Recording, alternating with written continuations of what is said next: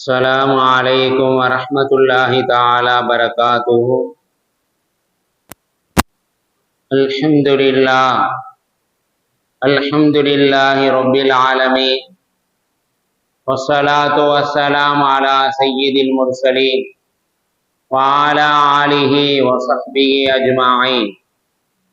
أما بعد، فقد قال الله تعالى في القرآن العظيم وفي الفرقان المجيد بعد أعوذ بالله من الشيطان الرجيم بسم الله الرحمن الرحيم. لن تنالوا البر حتى تنفقوا مما تحبون وما تنفقوا من شيء فإن الله به عليم. قال رسول الله صلى الله عليه وسلم: أيها الناس أحب إلى الله، أيها الأعمال أحب إلى الله. وقال عليه الصلاة والسلام: صدق الله العلي العظيم وصدق رسول النبي الكريم ونحن على ذلك من الشاهدين والشاكرين. எல்லாம் வல்ல அல்லாஹுவின் அருளும் மேலான கருணையும் நம் அனைவர்கள் மீதும் வந்து சேரட்டுமாக. நமது உயிரிலும் மேலான முஹம்மது ரசூலுல்லாஹி ஸல்லல்லாஹு அலைஹி வஸல்லம் அவர்களின் அன்பும் ஷஃபாஅத்தும் நம் அனைவர்கள் மீது முழுமையாக உண்டாகட்டுமாக. நமது மனைவி மக்கள், நமது உற்றார் உறவினர், உலகத்தில் உள்ள முஸ்லிமான முஃமினான ஆண் பெண் அனைவர்களுக்கும் அல்லாஹ் உடல் சுகத்தை நிரந்தரமாக நசீபாக்குவானாக. மருத்துவமனை கஷ்டங்கள், மருத்துவமனை செலவுகள், பலாய் முசீபத்துகள், கொடிய தீராத நோய் நொடிகள் இருந்தும் அல்லாஹ் நம் அனைவர்களையும் நிரந்தரமாக பாதுகாத்து அருள் புரிவானாக. திடீர் மரணங்கள், வாகன விபத்துக்கள், நிலநடுக்கங்கள், நிலச்சரிவுகள், தீயில் கருகி இறந்து போகுதல், தண்ணீரில் மூழ்கி இறந்து போகுதல் போன்ற பேரிடர்களிலிருந்தும் அல்லாஹ் நம் அனைவர்களையும் நிரந்தரமாக பாதுகாத்து அருள் புரிவானாக. நம் அனைவர்களையும் களிமாவோடு மரணிக்கக்கூடிய நசீபே வல்ல நாயன் நம் அனைவர்களுக்கும் தந்தர் புரிவானாக என்று துஆ செய்தவனாக என்னுடைய உரையை ஆரம்பம் செய்கிறேன். கண்ணியத்திற்கும் பெருமதிப்பிற்குரிய அல்லாஹ்வின் நல்லடியார்களே, கண்ணியமிகு முஹம்மது ரசூலுல்லாஹி ஸல்லல்லாஹு அலைஹி வஸல்லம் அவர்களின் சமுதாய மக்களை, நம்முடைய வாழ்க்கையிலே நாம் நிறைவேற்றக்கூடிய வணக்க வழிபாடுகள், தொழுகை, நோன்பு போன்ற கடமையான அமல்கள், இது மட்டும் நம்மை சுவர்க்கத்திலே நுழைத்து விடாது. இது மட்டும் ஒரு மனிதனுடைய வணக்கம் இல்லை. மாறாக இந்த வணக்கத்தையும் தாண்டி சில செயல்பாடுகள் நம்முடைய வாழ்க்கையில இருக்கிறது. அதுதான் அசலான உண்மையான சத்தியமான வணக்கமாக இருக்கின்றது என்பதை பெருமானா ஸல்லல்லாஹு அலைஹி வஸல்லம் அவர்கள் நமக்கு சொல்லி காட்டுவார்கள். ஒரு அடியானுக்கு அல்லாஹ் சுவனத்தை தருவது என்பது இந்த வணக்க வழிபாட்டில் இல்லை. மாறாக நம்முடைய வாழ்க்கையிலே நாம் அன்றாடு செய்யக்கூடிய சில செயல்களின் மூலமாகத்தான் அல்லாஹ் ஒவ்வொரு மனிதனுக்கும் சுவனத்தை தருகிறான் என்பதை பெருமானா ஸல்லல்லாஹு அலைஹி வஸல்லம் அவர்கள் நமக்கு சொல்லி இருக்கின்றார்கள். பெருமக்களே, நாம் உலகத்திலே நினைத்து கொண்டு இருக்கின்றோம், தொழுகை, நோன்பு, ஜகாத், ஹஜ்ஜு, இதுவெல்லாம் அல்லாஹ் நம் மீது விதித்த கடமைகளாக இருக்கிறது, விதித்த செயல்பாடுகளாக இருக்கிறது. இதன் மூலமாக ஒரு மனிதன் சுவனத்தை அடைய முடியுமா? இந்த தொழுகையின் மூலமாக ஒரு மனிதனுக்கு சுவனம் கிடைத்து விடுமா? நாம் நோக்கக்கூடிய நோம்பின் மூலமாக அல்லாஹ் அந்த சொர்க்கத்தை தந்து விடுவானா? இறுதி கடமையான ஹஜ்ஜை நிறைவேற்றுவதன் மூலமாக அல்லாஹ் அந்த சுவனபதியை நமக்கு கடமையாக்கி விடுவானா என்பதாக ஒவ்வொரு அமல்களையும் ஒவ்வொரு கடமைகளையும் நம்முடைய மக்கள் பார்த்து பார்த்து அதை செயல்படுத்தக்கூடிய மக்களாக உலகத்திலே நாம் வாழ்ந்து கொண்டிருக்கின்றோம். ஆனால் ஒரு அடியானுக்கு அல்லாஹ் சுவனத்தை தருகிறான் என்றால் இந்த வணக்க வழிபாட்டால் மட்டுமல்ல, இந்த வணக்க வழிபாட்டையும் தாண்டி சில செயல்பாடுகள் நம்முடைய வாழ்க்கையிலே, அன்றாட வாழ்க்கையிலே சில செயல்பாடுகளின் மூலமாகத்தான் அல்லாஹ் ஒரு மனிதனுக்கு சுவனத்தை தருகிறான் என்பதை பெருமானா ஸல்லல்லாஹு அலைஹி வஸல்லம் அவர்கள் ஹதீஸ் ஷரீஃபிலே சொல்லி காட்டுவார்கள். நபியினுடைய ஹதீஸ், இப்னு அப்பாஸ் ரலியல்லாஹு தஆலா அவர்கள் அறிவிக்கிறார்கள், நபியிடம் ஒரு சஹாபி வருகிறார், 2 கேள்விகளை கேட்கின்றார். 2 கேள்வி. அந்த 2 கேள்வி என்ன கேள்வி? ஐயுஹன்னாஸ் அஹப்பு இலல்லாஹ். முதல் கேள்வி மதீனாவினுடைய அந்த நுழைவு வாயிலிலே எழுதப்பட்டிருக்கும், ஐயுஹன்னாஸ் அஹப்பு இலல்லாஹ், அல்லாஹ்விடத்திலே மனிதர்களில் ஆக பிரியமானவர்கள் யார்? அந்த சஹாபி பெருமானாரிடம் கேட்ட முதல் கேள்வி ஐயுஹன்னாசு அஹப்பு இலல்லாஹ், அல்லாஹ்விடத்திலே மனிதர்களில் ஆக பிரியமானவர்கள் யார்? 2வது கேள்வியை அந்த சஹாபி கேட்டார், ஐயுல் அமாலு அஹப்பு இலல்லாஹ், அல்லாஹ்விடத்திலே ஆக சிறந்த அமல் எது என்பதாக அந்த சஹாபி பெருமானார் ஸல்லல்லாஹு அலைஹி வஸல்லம் அவர்களை பார்த்து கேட்டார்கள். பெருமக்களே, சிறந்த அமல் எது? அல்லாஹ்வுக்கு சிறந்த மனிதர்கள், அல்லாஹ்விற்கு என்று பிரியமான மனிதர்கள் யார் என்பதாக 2 கேள்விகளை கேட்டார். இந்த 2 கேள்வியினுடைய இந்த ஹதீஸினுடைய வரி இருக்கிறது, மதீனாவினுடைய நுழைவு வாயிலில் எழுதப்பட்டிருக்கும். அதோடு இன்னொரு வரியும் சேர்த்து எழுதப்பட்டிருக்கும். இந்த ஹதீஸின்படி உலகத்திலே யார் நடந்து கொண்டிருக்கின்றார்கள்? அல்லாஹ்வுக்கு பிரியமானவர்களாக உலகத்திலே வாழ்ந்து கொண்டிருக்கின்றார்களா? அல்லாஹ்வுக்கு பிரியமான செயல்பாடுகளை செய்து கொண்டிருக்கின்றார்களா? ஆக இந்த ஹதீஸுக்கு உண்டான செயல்பாடுகளோடு உலகத்திலே யார் வாழ்கின்றார்கள் என்பது அங்கே பொறிக்கப்பட்டிருக்கும். பெருமக்களே, அல்லாஹ்வுக்கு பிரியமான அமல்கள் எது என்பதாக நபிகள் நாயகம் ஸல்லல்லாஹு அலைஹி வஸல்லம் அவர்கள் நமக்கு சொன்னார்கள். அல்லாஹ்வுக்கு பிரியமான அமல் எது? மக்களுக்கு பயனுள்ள வாழ்க்கையை யார் உலகத்திலே வாழ்கிறார்களோ அவர்கள்தான் அல்லாஹ்வுக்கு பிரியமானவர்கள், அவர்கள்தான் மனிதர்களில் சிறந்தவர்கள் என்பதை பெருமானார் ஸல்லல்லாஹு அலைஹி வஸல்லம் அவர்கள் சொன்னார்கள். மக்களுக்கு பயனுள்ள வாழ்க்கையை நாம் வாழ வேண்டும்.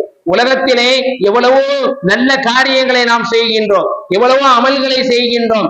இந்த செயல்பாடுகளின் மூலமாக, இந்த அமல்களின் மூலமாக இந்த மனிதர்கள் பயனுள்ள வாழ்க்கையை வாழ்கின்றார்களா என்பதை நாம் ஆராய வேண்டும் என்பதை நமக்கு இங்கே குர்ஆனும் ஹதீஸும் சொல்லி காட்டுகின்றது. அல்லாஹ்வுக்கு பிடித்தமான அமல் எது என்பதாக பெருமானார் ஸல்லல்லாஹு அலைஹி வஸல்லம் அவர்களிடம் கேட்கப்பட்ட பொழுது அவர்கள் சொன்னார்கள், எந்த ஒரு முஸ்லீம் இன்னொரு முஸ்லீமை சந்தோஷப்படுத்துகிறாரோ, அது எப்படி சந்தோஷப்படுத்தினாலும் சரி, ஒரு முஸ்லீமினுடைய துன்பத்தை நீக்குவது அல்லாஹ்வுக்கு பிடித்தமான அமல். அல்லாஹ்வுக்கு பிடித்தமான அமல் எது என்பதாக கேட்கப்பட்ட பொழுது பெருமானார் ஸல்லல்லாஹு அலைஹி வஸல்லம் அவர்கள் சொன்னார்கள், அல்லாஹ்வுக்கு பிடித்தமான அமல் எது என்றால் ஒரு முஸ்லீமினுடைய உள்ளத்தை சந்தோஷப்படுத்துவது. அது எப்படி சந்தோஷப்படுத்தினாலும் சரி, எப்படி ஒரு முஸ்லீமினுடைய துன்பத்தை நீக்குவது அல்லாஹ்வுக்கு பிடித்தமான அமல். ஒரு முஸ்லீமினுடைய கடனை அடைப்பதற்கு உதவுவது அல்லாஹ்வுக்கு பிடித்தமான அமல். ஒரு முஸ்லீமினுடைய பசியை நீக்குவது அல்லாஹ்வுக்கு பிடித்தமான அமல். ஒரு முஸ்லீமினுடைய தேவையை நிறைவேற்றுவதற்காக அவரோடு கரம் கோர்த்து செல்வது, மஸ்ஜித் நபவியிலே 1 மாதம் ஈத்திகாஃப் இருப்பதை விட மேலானது, சிறந்தது என்பதை பெருமானார் ஸல்லல்லாஹு அலைஹி வஸல்லம் அவர்கள் நமக்கு சொல்லி காட்டுகின்றார்கள். பெருமக்களே, அல்லாஹ்வுக்கு பிடித்தமான அமல் எது என்பதை நாயகம் ஸல்லல்லாஹு அலைஹி வஸல்லம் அவர்கள் வரிசைப்படுத்தி இருக்கின்றார்கள். சிறந்த அமல்களான, சிறந்த வணக்கமான மற்ற எந்த வணக்கத்தையும் இங்கே முன்னிறுத்தவில்லை. தொழுகையை முன்னிறுத்தவில்லை, நோன்பை முன்னிறுத்தவில்லை, ஜகாத்தை முன்னிறுத்தவில்லை. இதுவெல்லாம் அல்லாஹ் நம் மீது விதித்த கடமை. இது செய்தே ஆக வேண்டும் தான். ஆனால் நாயகம் ஸல்லல்லாஹு அலைஹி வஸல்லம் அவர்கள் ஐயுல் அமாலு அஹப்பு இலல்லாஹ், அல்லாஹ்வுக்கு பிடித்தமான அமல் எது? ஒரு முஸ்லீமினுடைய உள்ளத்தை சந்தோஷப்படுத்துவது. அது எப்படி சந்தோஷப்படுத்தினாலும் சரி, அவனுடைய கடனை நிறைவேற்றுவது. கடனிலே அவன் தத்தளித்துக் கொண்டிருக்கிறான், அந்த கடனை நிறைவேற்ற முடியாமல் அவன் தவித்துக் கொண்டிருக்கிறான். அந்த கடனை தள்ளுபடி செய்வது, அவனுக்கு அவகாசம் கொடுப்பது. இன்னும் ஒரு மனிதன், ஒரு முஸ்லீம் பசியிலே அவன் வாடி வதங்கி கொண்டிருக்கிறான், அவனுடைய பசியை நீக்குவது அல்லாஹ்வுக்கு பிடித்தமான அமல். அல்லாஹ்வுக்கு பிடித்தமான அமல் அவனுடைய கடனை நிறைவேற்றுவது. இன்னும் அல்லாஹ்வுக்கு பிடித்தமான அமல் அந்த மனிதனுடைய தேவையை நிறைவேற்றுவதற்கு வெளியே செல்வது, 1 மாதம் ஈத்திகாஃப் இருப்பதை விட மேலானது, சிறந்தது என்பதை பெருமானார் ஸல்லல்லாஹு அலைஹி வஸல்லம் அவர்கள் நமக்கு இங்கே சொல்லி இருக்கின்றார்கள். பெருமக்களே, உலகத்திலே எவ்வளவோ அமல்களை எவ்வளவோ நன்மைகளை நாம் செய்து கொண்டே இருக்கின்றோம். ஆனால் ஐயுகள் அமாலு அஹப்பு இலல்லாஹ், அல்லாஹ்வுக்கு பிடித்தமான அமல் எது? ஐயுகன் நாசு அஹப்பு இலல்லாஹ், அல்லாஹ்வுக்கு பிடித்தமான மனிதர்கள் யார் என்பதை நாம் தெரிந்து கொள்ள வேண்டும். ஒரு முஸ்லிமினுடைய தேவைக்காக நீங்கள் நடந்தால் மனிதர்களுடைய பாதங்கள் சறுக்கும், மறுமையிலே உங்களுடைய பாதத்தை அல்லாஹ் ஸ்திரப்படுத்துவான் என்பதை பெருமானார் ஸல்லல்லாஹு அலைஹி வஸல்லம் அவர்கள் சொன்னார்.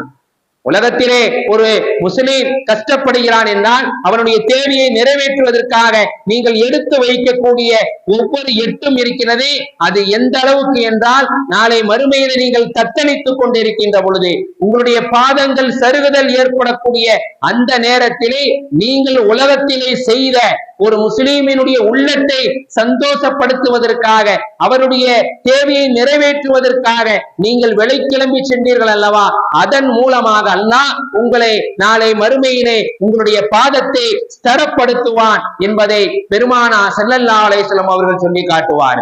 அல்லாஹ்வுக்கு பிடித்தமான அமல் இல்லையா? அல்லாஹ்வுக்கு பிடித்தமான மனிதர்கள் இல்லையா? யார் அல்லாஹ்வுக்கு பிடித்தமானவர்கள்?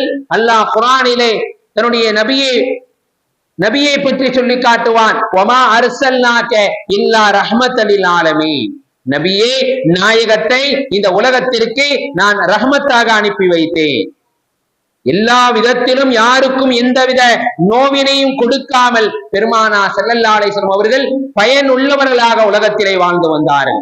அவர்களுடைய வாழ்க்கை, அவர்களுடைய செயல், அவர்களுடைய எல்லா விதமான போங்குகள், எல்லா விதமான நடைமுறைகள் மற்ற முஸ்லிம்களுக்கு நோவினையாக இருக்காது, சந்தோஷமாக இருக்கும். பயனுள்ள வாழ்க்கையை நாயகம் ஸல்லல்லாஹு அலைஹி வஸல்லம் அவர்கள் வாழ்ந்தார்கள். காரணம், பயனுள்ள வாழ்க்கை தான் அல்லாஹ்வுக்கு பிடித்தமான வாழ்க்கை. பயனற்ற வாழ்க்கை, அல்லாஹ்வுக்கு பிடிக்காத வாழ்க்கை. ஒரு முஸ்லீமை சந்தோஷப்படுத்துவது அல்லாஹ்வுக்கு பிடித்தமான அமல். பெருமக்களே, நபிகள் நாயகம் ஸல்லல்லாஹு அலைஹி வஸல்லம் அவர்கள் சொன்னார்கள், அல்லாஹ்விடம் இருந்து ஒரு தூதர் என்னிடம் வந்தார். ஒரு மலக்கு என்னிடம் வந்தார். வந்தவர் சொன்னார், இரண்டு விஷயங்களில் ஒன்றே நீங்கள் தேர்வு செய்யலாம். ஒன்று உங்களுக்கு அனுமதி கொடுக்கப்படுகிறது. என்ன அனுமதி கொடுக்கப்படுகிறது? உங்களுடைய உம்மத்திலே பாதி பேரை சுவனத்திற்கு அனுப்பிவிடலாம், மீதி பாதி பேரு நரகம்தான். அவர்களுக்கு நரகம்தான். பாதி பேரை சொர்க்கத்திற்கு அனுப்பிவிடலாம். இது உங்களுக்கு அல்லாஹ் கொடுக்கக்கூடிய ஒரு சலுகை, ஒரு அனுமதி. இரண்டாவது ஒன்று, நாயகம் ஸல்லல்லாஹு அலைஹி வஸல்லம் அவர்களிடம் அந்த மலக்கு சொன்னார், இரண்டாவது உங்களுக்கு சிபாரிசு செய்யக்கூடிய அனுமதியை அல்லாஹ் கொடுக்கின்றான். இரண்டு சலுகையை கொடுக்கின்றான். ஒன்றே மறுமையிலே நாளே பாதி பேரை சுவர்க்கத்திற்கு அனுப்பிவிடுவது. இது உங்களுக்கு சம்மதமா? இல்லை, உங்களுடைய சமுதாய மக்களுக்காக நீங்கள் அல்லாஹ்விடத்திலே பரிந்துரை செய்வது இது உங்களுக்கு பிரியமா? நீங்கள் விரும்பினால் எதை வேண்டுமானாலும் தேர்வு செய்து கொள்ளலாம் என்பதாக அந்த மலக்கு நபியிடம் சொல்ல பொழுது நாயகம் ஸல்லல்லாஹு அலைஹி வஸல்லம் அவர்கள் அந்த மலக்கை பார்த்து சொன்னார்கள், நான் பரிந்துரையை தேர்வு செய்கிறேன், பரிந்துரைதான் என்னுடைய விருப்பம் என்பதாக நபிகள் நாயகம் ஸல்லல்லாஹு அலைஹி வஸல்லம் அவர்கள் சொல்லிவிட்டு சொன்னார்கள், என்னுடைய சமுதாயத்திலே அல்லாஹ்வுக்கு இணை வைக்காமல் இறந்து போன எல்லா மனிதர்களுக்கும் என்னுடைய பரிந்துரை உண்டு. அவர்களுடைய உள்ளத்திலே கடுகளவு ஈமான் இருந்தாலும் சரி, அவர்கள் பயனுள்ள வாழ்க்கையை வாழ்ந்திருந்தாலும் அவர்களுக்கு என்னுடைய பரிந்துரை, என்னுடைய ஷஃபாத் இருக்கிறது என்பதை பெருமானார் ஸல்லல்லாஹு அலைஹி வஸல்லம் அவர்கள் அங்கே சொல்லி காட்டினார்கள் என்பதை ஹதீஸிலே காண முடிகின்றது. பெருமானார் ஸல்லல்லாஹு அலைஹி வஸல்லம் அவர்கள் என்னதான் உலகத்திலே சமுதாயத்துக்கு மத்தியிலே இவ்வளவு சேவை உள்ளவர்களாக வாழ்ந்தாலும் தங்களுடைய குடும்பத்தை அவர்கள் மறக்கவில்லை. குடும்பத்திற்கு செய்ய வேண்டிய எல்லா கடமைகளையும் நாயகம் ஸல்லல்லாஹு அலைஹி வஸல்லம் அவர்கள் செய்தார்கள்.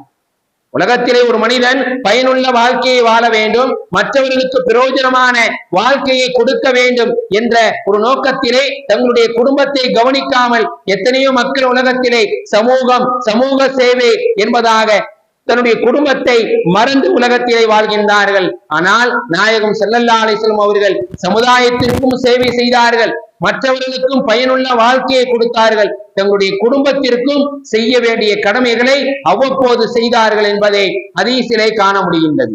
பெருமக்களே, சில சமூகம் என்னுடைய குடும்பத்தை பார்க்க மாட்டார்கள். இந்த மார்க்கத்தை தான் நோக்கக்கூடியவர்களாக ஒரு சிலர்கள் இருப்பார்கள். ஒரு முறை நபிகள் நாயகம் ஸல்லல்லாஹு அலைஹி வஸல்லம் அவர்கள் தோழர்களோடு அமர்ந்திருக்கக்கூடிய வேளையிலே ஒரு நல்ல வாலிபர் ஒருவர் அந்த வழியாக செல்கிறார். நபி ஸல்லல்லாஹு அலைஹி வஸல்லம் அவர்கள் தோழர்களோடு அமர்ந்திருக்கக்கூடிய ஒரு கட்டத்திலே ஒரு வாலிபர் அந்த வழியாக செல்கிறார். மக்களின் சிலர் சொன்னார்கள், இவர் அல்லாஹ்வுடைய பாதையிலே போருக்காக இவர் சென்றால் எவ்வளவு நன்றாக இருக்கும். ஒரு திடகாத்திரமான ஒரு வாலிபனை பார்த்து நாம் சொல்வோம் அல்லவா, இவர் வாலிபனாக இருக்கிறாரே, இவர் இந்த வேலைகளை செய்தால் நன்றாக இருக்குமே, இவர் ஆரோக்கியமான நல்ல திடகாத்திரமான வாலிபராக இருக்கிறார், சமூகத்திற்கு தேவையானவர், பெரியவர்களுக்கு உதவி செய்ய வேண்டும் என்பதாக ஒரு வாலிபரை பார்த்து நாம் சொல்வோம் அல்லவா. அதே போல அந்த சகாபி இந்த சகாபியை பார்த்து இந்த வாலிபரை பார்த்து சொன்னார், எவ்வளவு நன்றாக திடகாத்திரமான வாலிபராக இருக்கிறார், இவர் அல்லாஹ்வுடைய பாதையிலே சென்றால் நன்றாக இருக்குமே என்பதாக சொன்ன பொழுது அந்த நேரத்திலே பெருமானார் ஸல்லல்லாஹு அலைஹி வஸல்லம் அவர்கள் சொன்னார்கள், அல்லாஹ்வுடைய பாதை என்றால் என்பதே என்னவென்று நாயகம் ஸல்லல்லாஹு அலைஹி வஸல்லம் அவர்கள் விளக்கினார்கள். அல்லாஹ்வுடைய பாதை என்றால் வெளியிலே செல்வது, வெளிக்கிளம்பி செல்வது, மக்களுக்கு மத்தியிலே தீனுடைய பிரச்சாரம் செய்வது, எப்படி நபிமார்கள் செய்தார்களோ, எப்படி சகாபாக்கள் செய்தார்களோ அதுதான் அல்லாஹ்வுடைய பாதை என்பதாக பெரும்பான்மையான மக்கள் நினைத்து கொண்டிருக்கின்றார்கள். ஆனால் அல்லாஹ்வுடைய பாதை என்றால் என்ன என்பதை நாயகம் ஸல்லல்லாஹு அலைஹி வஸல்லம் அவர்கள் இங்கே விளக்கினார்கள். அந்த சஹாபியை பார்த்து சொன்னார்கள், ஒரு மனிதர், ஒரு வாலிபர், பருவம் அடையாத குழந்தைகளுக்கு சம்பாதிக்க வெளியே அவர் கிளம்பி செல்கிறார் என்றால் அவர் அல்லாஹ்வுடைய பாதையிலே இருக்கிறார்.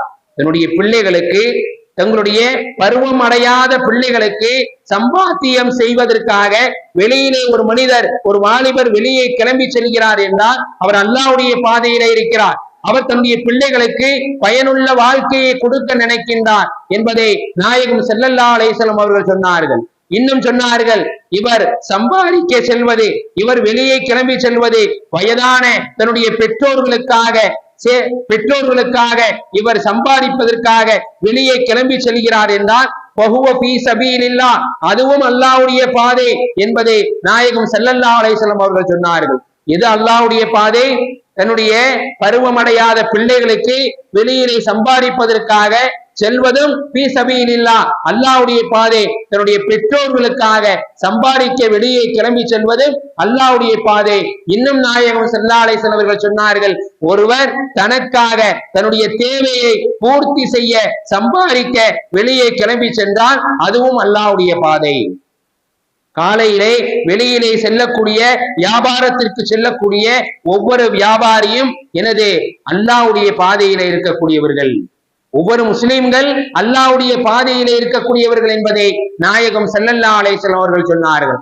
ஆக பெருமக்களை, உலகத்திலே வாழக்கூடிய ஒவ்வொரு மனிதர்களும், அதே ஆணாக இருக்கட்டும், பெண்ணாக இருக்கட்டும், சிறுவர்களாக, வாலிபர்களாக இருக்கட்டும், பயனுள்ள வாழ்க்கையை வாழ்கின்றார்கள், மற்றவர்களுக்கு பயனுள்ள வாழ்க்கையை கொடுக்கின்றார்கள் என்பதை இங்கே நாயகம் ஸல்லல்லாஹு அலைஹி வஸல்லம் அவருடைய ஹதீஸ் நமக்கு சொல்லி காட்டுகிறது. தன்னுடைய மனைவி மட்டும் இருக்கிறார் வீட்டிலே, பிள்ளைகள் இல்லை, பெற்றோர்கள் இல்லை, அந்த மனைவிக்காக யார் சம்பாதிப்பதற்காக வெளியிலே கிளம்பி செல்கின்றார்களோ அதுவும் அல்லாஹ்வுடைய பாதை என்பதாக நாயகம் ஸல்லல்லாஹு அலைஹி வஸல்லம் அவர்கள் சொன்னார்கள்.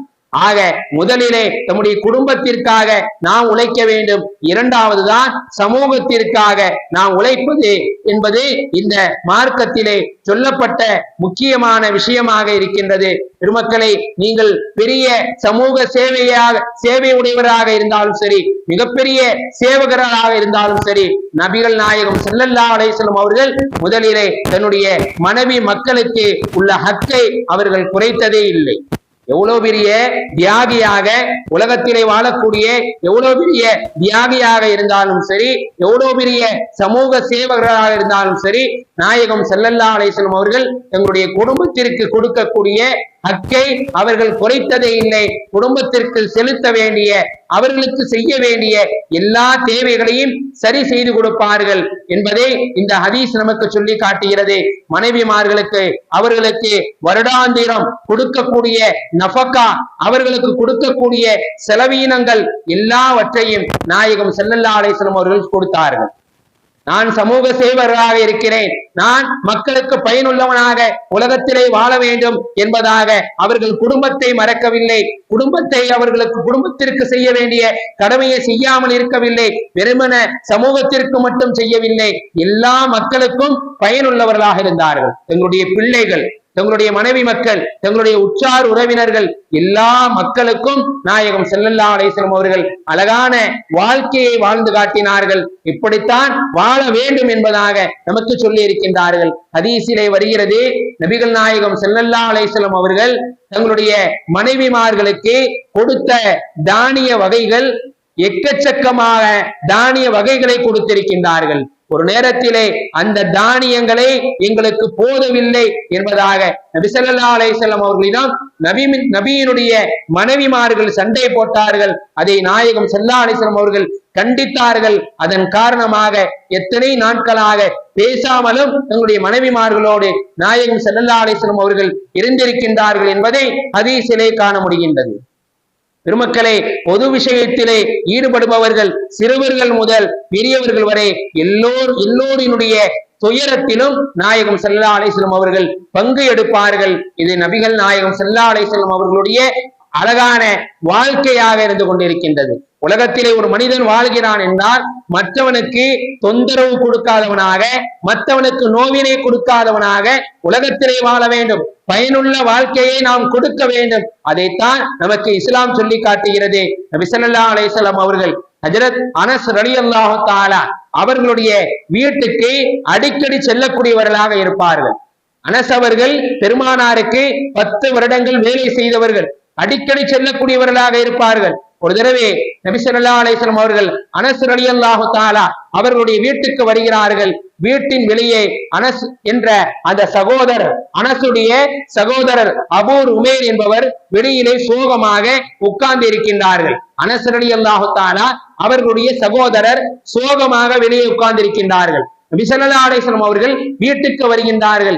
ஏன் இந்த சகோதரன் இவ்வளவு சோகமாக இருக்கிறான், என்ன காரணம் என்று அனஸ் அவர்களிடம் கேட்ட பொழுது அனஸ் அவர்கள் பதில் சொன்னார்கள், என்னுடைய சகோதரன் வளர்த்த புல்புல் என்ற ஒரு பறவை இறந்து விட்டது, அதனால் சோகமாக இருக்கிறான். உடனே நபி ஸல்லல்லாஹு அலைஹி வஸல்லம் அவங்க எவ்வளவு மக்காம், எவ்வளவு அந்தஸ்துல உள்ளவங்க, எவ்வளவு பெரிய நபி, அந்த நபி அந்த சிறுவனுக்கு அருகிலே போய் அவனுடைய அந்த தலையை தடவி கொடுத்து அவனுக்கு ஆறுதலாக, யா அபா உமைர், நீ வளர்த்த புல்புல் பறவை செத்து விட்டதா, இறந்து விட்டதா, கவலைப்படாதே, இன்னொரு பறவையை உனக்கு வாங்கி தருகிறேன் என்பதாக ஆறுதலான வார்த்தையை அந்த சிறுவனுக்கு நபிகள் நாயகம் ஸல்லல்லாஹு அலைஹி வஸல்லம் அவர்கள் சொன்னார்கள் என்பதை ஹதீஸிலே காண முடிகின்றது.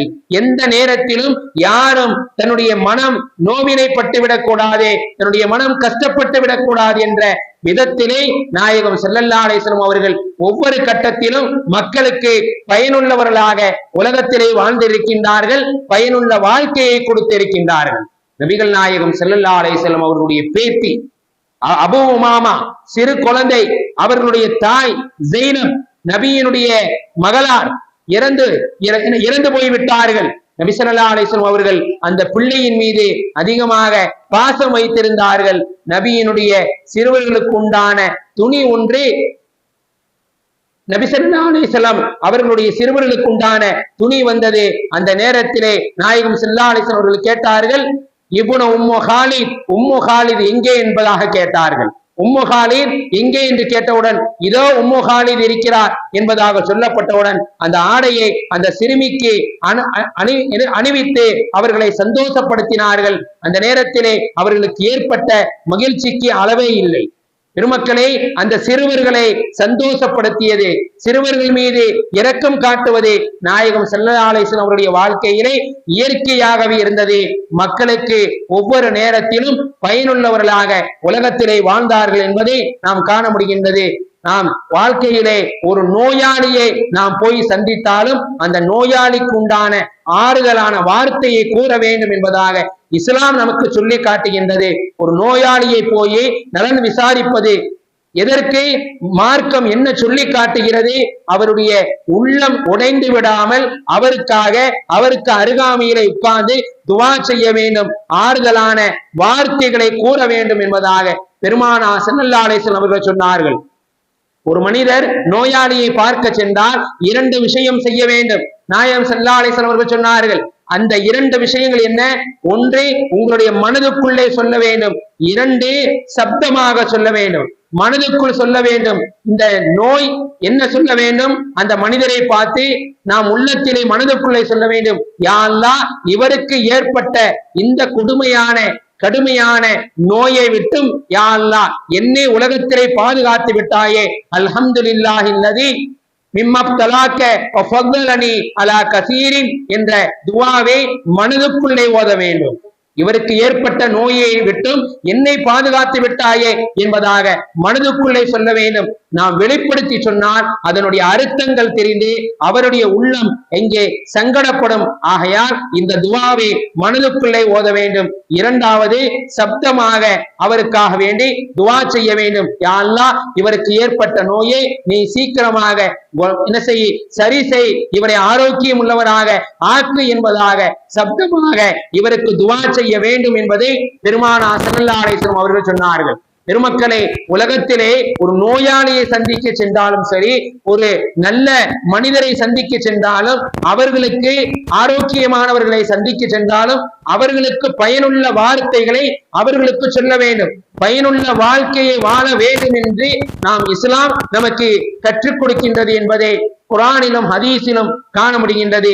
அதே போல ஒரு அறிஞன் உலகத்திலே வாழ்கிறான் என்றால் அந்த அறிஞன் அவனுடைய கல்வியை கொண்டு மக்களுக்கு பயனுள்ளவனாக இருக்க வேண்டும். ஒரு அறிஞரிடம் ஒரு பெண்மணி வந்து சொன்னார், என்னுடைய சகோதரர் இறந்து விட்டார், அவர் 600 திர்கத்தை விட்டு இறந்து விட்டார், 600 திர்கத்திலே எனக்கு 1 திர்கம் தான் தந்தார்கள், இது சரிதானா, இந்த சட்டம் சரிதானா என்று கேட்கின்ற பொழுது அறிஞர் கொஞ்ச நேரம் யோசித்து விட்டு சொன்னார், 600 திர்கம் என்றால் அந்த 600 திர்கத்திற்கு சொந்தக்காரர்கள் அந்த இறந்து விட்ட அவருடைய மனைவி இருப்பார், அவர்களுக்கு 2 பெண்கள் இருக்கிறார்கள், அவர்களுக்கு தாய் இருக்கிறார்கள், அவர்களுக்கு 12 சகோதரர்கள் இருக்கிறார்கள், மனைவிக்கு 8ல் 1 பங்கு போய்விட்டது என்றால் 2 பெண்களுக்கு அந்த 600 திர்கத்திலே 3ல் 2 பங்கு போய்விட்டது என்றால் அந்த தாய்க்கு 600 அந்த திர்கத்திலே 1 பங்கு போய்விட்டது என்றால் 12 சகோதரர்கள், அவர்கள் ஒவ்வொரு சகோதரர்களுக்கும் 2 திர்கம் போய்விட்டது என்றால்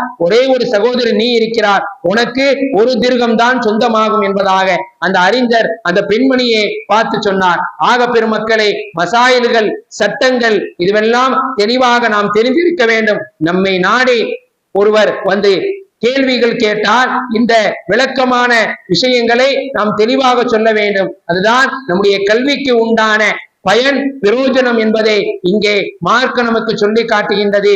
கண்ணியத்திற்கும் பெருமதிப்பிற்குரிய அல்லாஹ்வின் நல்லடியார்களே, நீங்கள் எந்த ஒரு நிலையில இருந்தாலும், எந்த ஒரு சூழ்நிலையில இருந்தாலும், நீங்கள் வியாபாரியாக இருந்தாலும் சரி, செல்வமுடையவர்களாக இருந்தாலும் சரி, எந்த ஒரு சூழ்நிலையில இருந்தாலும் உங்களுடைய செல்வத்தால், உங்களுடைய வியாபாரத்தால், உங்களுடைய தொழில்துறையால் மக்களுக்கு பயனுள்ள வாழ்க்கையை நீங்கள் கொடுக்க வேண்டும் என்று இஸ்லாம் மார்க்கம் நமக்கு தெளிவாக சொல்லி காட்டுகின்றது. அப்பேற்பட்ட பயனுள்ள பிரயோஜனமான வாழ்க்கையை வாழ்வதற்கு வல்ல நாயன் நம் அனைவருக்கும் தௌஃபீக் செய்து அருள் புரிவானாக. வாஹிதவானா அல்ஹம்துலில்லாஹி ரப்பில் ஆலமீன். அஸ்ஸலாமு அலைக்கும் வரஹ்மத்துல்லாஹி தஆலா பரகாத்துஹு.